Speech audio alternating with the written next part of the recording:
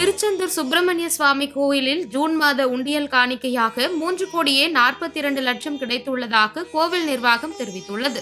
தூத்துக்குடியில் அமைந்துள்ளது அருள்மிகு திருச்செந்தூர் சுப்பிரமணிய சுவாமி திருக்கோயில். தமிழ்நாடு மட்டுமல்லாமல் பல்வேறு மாநிலங்களில் இருந்தும் நாடுகளில் இருந்தும் இந்த கோவிலுக்கு பக்தர்கள் வந்து செல்கின்றனர். இந்த கோவிலில் பக்தர்கள் காணிக்கையாக உண்டியல்களில் செலுத்தும் பணம் மாதந்தோறும் எண்ணப்படுகிறது. இந்நிலையில் ஜூன் மாதத்திற்கான உண்டியல் காணிக்கைகள் வசந்த மண்டபத்தில் கோயில் டக்கார் அருள்முருகன் தலைமையில் இணை ஆணையர் ஞானசேகரன் முன்னிலையில் எண்ணப்பட்டது.